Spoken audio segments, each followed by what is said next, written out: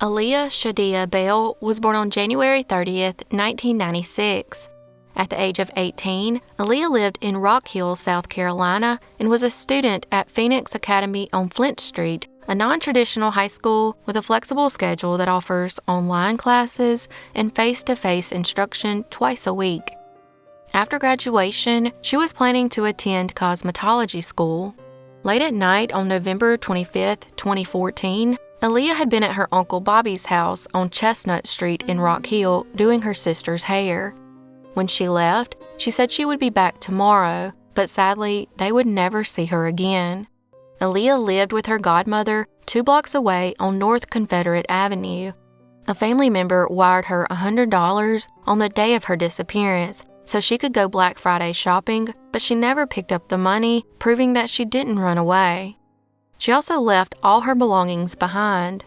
Neighbors reported they heard screaming and spotted a dark-colored vehicle in the area shortly before she vanished. Aaliyah's loved ones stated that she would have never accepted a ride from a stranger or someone she didn't trust. Her family believes she was kidnapped and didn't leave voluntarily. In July 2023, the Rock Hill Police Department announced they were reviewing her case after the recent arrest of the suspected Gilgo Beach serial killer, Rex Heuermann.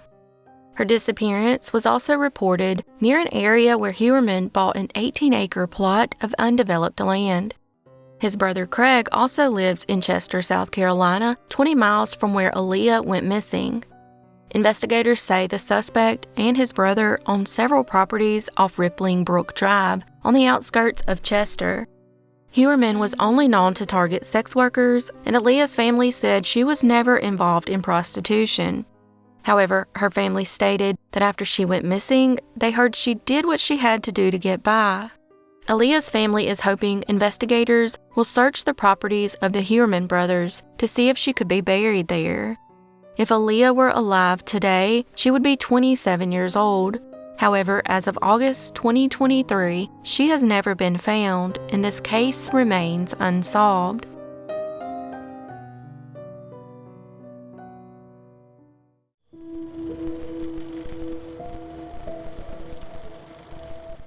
Two-year-old Ashton Paul Brown was born to Asia Brown, a 22-year-old security guard in Greensboro, North Carolina. Asia was described as a kind, gentle, and fun person to be around. On February 20th, 2015, around 1:30 p.m., Asia and Ashton took her recently purchased 2005 Buick LaCrosse to the DMV in High Point, North Carolina to register it.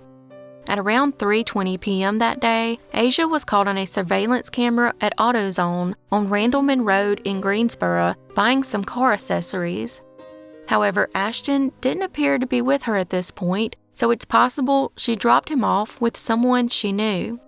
Later that day, authorities responded to a fire in a field at the end of Thurston Avenue. There, they found Asia's car engulfed in flames. Sadly, when they opened the trunk, they discovered the remains of Asia and little Ashton. Thurston Avenue dead ends into a wooded area owned by the city of Greensboro and is used as a water and sewer right-of-way. It's a remote area that isn't easy to access, and the police said that only people familiar with the area know of its existence. Also, this area, along with the creek, is known for criminal activity. Since the fire had also been in the trunk, it made it impossible to positively identify them or determine their cause of death. Months later, with the use of DNA, it was confirmed the remains did in fact belong to Asia and Ashton. Investigators then gained access to Asia's social media accounts and determined her last activity was on February 20th, the day she was last seen. They also believe this was the day she and Ashton were murdered. Since Ashton wasn't seen at AutoZone with Asia, they theorized that whoever she left him with during that time could be a potential suspect. However, as of August 2023, that person has never been located and this case remains unsolved.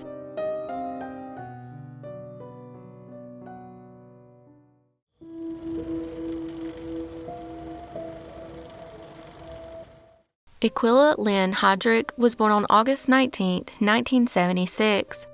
At the age of 8, she lived on Briggs Avenue in the Kingsbridge Heights neighborhood of Bronx, New York, with her mother, Terry, who was 8 months pregnant. Equilla was described as a mature, well-behaved, and responsible young girl who was said to be very smart and savvy. In 1985, the Kingsbridge Heights neighborhood had its good moments with many close-knit, hard-working families. However, it also had a rough side with drugs, bar fights, and other crimes. Briggs Avenue, where Equilla and Terry lived, was even featured on a show called Our Block in 1983. On August 12, 1985, at about 6:30 p.m., Terry and Equilla were enjoying the evening, sitting on their porch, talking with neighbors passing by. At some point, Equilla heard the Mr. Softy ice cream truck and asked her mother for money, but Terry said no. Without any money, Equilla ran down Briggs Avenue, turning left around the corner onto East 194th Street, where the ice cream truck was parked. While the neighborhood could be rough at times, the kids were considered generally safe and walked around freely with no concerns. So when Equilla took off, her mother wasn't worried. However, as the afternoon turned to night and Equilla still hadn't returned, Terry began to worry and called the police. Knowing she was last seen heading toward the ice cream truck, police tracked the vendor down, but the man said he didn't remember seeing her. Equilla's cousin said she saw her playing games at an arcade that day, but that sighting has never been confirmed.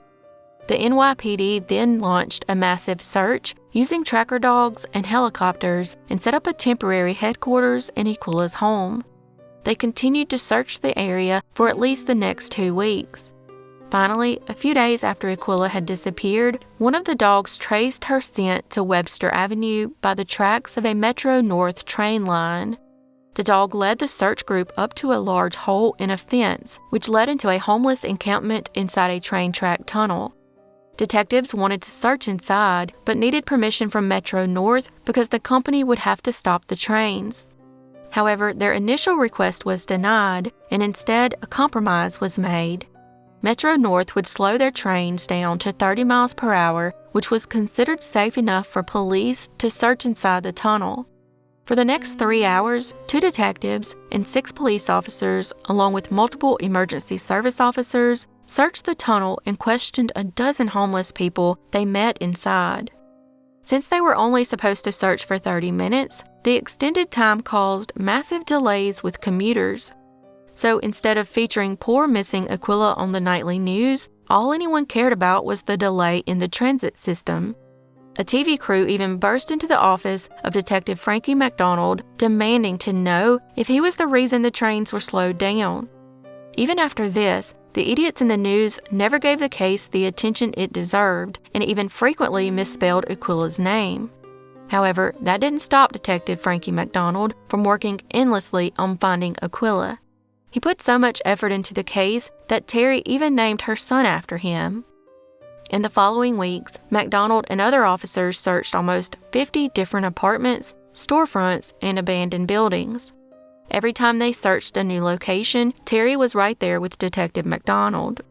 One Saturday afternoon, some months after her disappearance, a block party occurred on East 194th Street.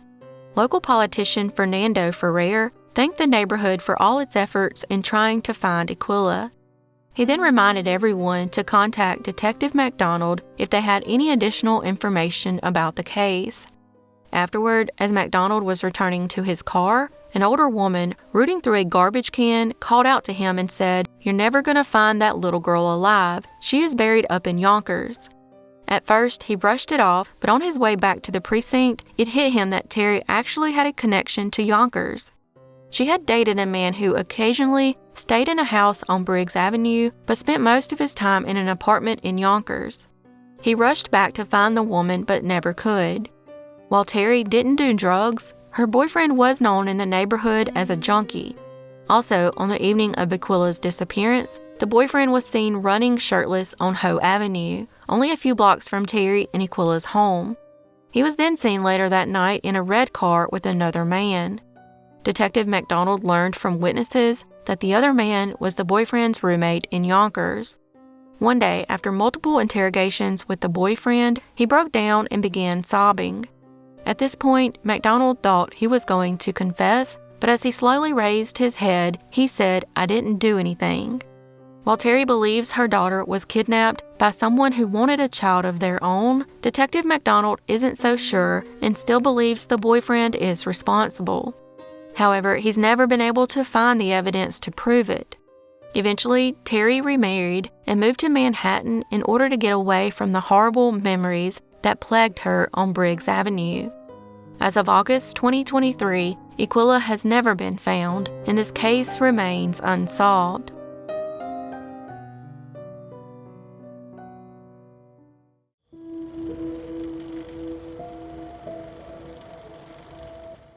Jennifer Kathleen Blaine Nielsen was born in Glendale, California on March 6, 1985, and went by Jenna. Jenna was a talented pianist, dancer, and singer, and it was said that people were drawn to her because she always had a smile on her face. On February 15, 2003, she married Timothy James Nielsen in Layton, Utah, and they would have 2 children together. Her world revolved around her family, and she loved being a mother and could easily make her sons laugh. In 2005, 22-year-old Jenna was 8.5 months pregnant with her 3rd child, which she planned to name Ethan. She and Tim had moved to Raleigh, North Carolina in 2004 to work at Boone Edom, a revolving door manufacturer.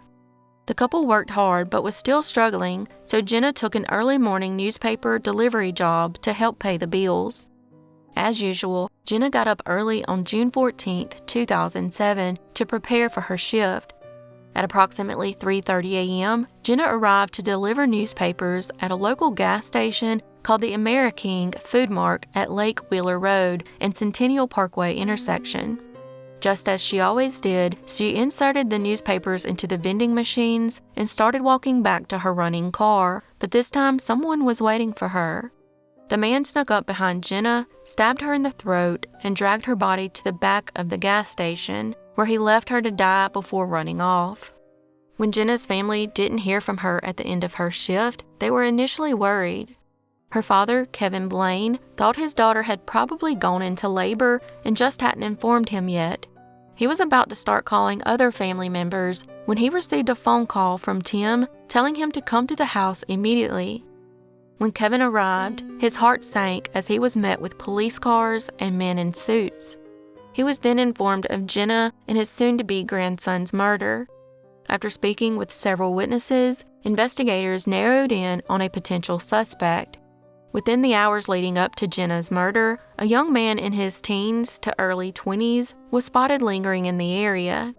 He was described as having black hair tied back in a ponytail, wearing a dark-colored sleeveless shirt and baggy denim shorts. However, no one could identify his ethnicity, making the search for him more difficult. A man fitting this limited description was seen running away from the crime scene shortly after Jenna was murdered. When her body was found, her vehicle was still running and her purse was left untouched inside, so the police were able to rule out a robbery. While they weren't sure of the motive, they believed the attack on Jenna was random and not targeted. Her family believes the assailant had plans to sexually assault her, but didn't get the chance because she fought back. Not far from the crime scene, a homeless man found a knife and turned it in to the police. However, the police have never openly discussed whether or not it was the murder weapon. With the help of a witness, the police were also able to create a composite sketch of the suspect who has very feminine features. Tim Nielsen has since moved back to his home state of Utah to be with his family so he can raise his children away from the memories of the tragic murder. Their children were young when Jenna was murdered, and her youngest surviving child doesn't remember her at all, while the oldest only has a few memories. However, Tim has made sure his kids know exactly who their mother was. After Jenna's murder, her employer refused to pay Tim her death benefits, claiming she was an independent contractor. He was then able to find a law firm to take the case pro bono, and they eventually reached a settlement. Interestingly, Jess Green, who was arrested after sexually assaulting more than one woman in Ocean Springs, Mississippi, bears a striking resemblance to the composite sketch. The attacks happened at a Walmart 2 weeks after Jenna's death. On top of that, Green had actually been in North Carolina at the time of the murder. while most of the puzzle pieces fit, there is one major issue. The man in North Carolina was said to be extremely short, standing only 5'3", while Green stands about 6 feet tall. Even though Green bears such a striking resemblance to the sketch, Raleigh police believe he will eventually be eliminated as a suspect. Unfortunately, due to North Carolina law at the time, Jenna's killer can never be charged with the death of her unborn son. However, in 2011, North Carolina lawmakers passed the Unborn Victims of Violence Act, aka Ethan's Law, which allows murderers to be prosecuted for the death or injury of an unborn child. Although investigators found DNA at the crime scene, as of August 2023, Jenna's murder remains unsolved.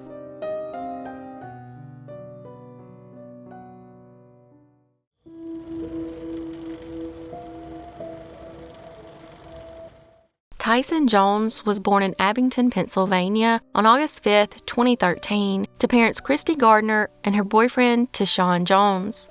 Sadly, when Tyson was only 2 years old, his father passed away, and they ended up living with her mother, Diane Gardner, in Philadelphia. By the age of 3, he and his mother had moved out of Diane's house and in with a friend. At the time, she had no idea she would never see her daughter alive again. Tyson would also strangely go missing, and the last time his relatives saw him was in May 2017, and they noticed his head had been shaved. That same year, Tyson and Christy had allegedly moved around multiple times.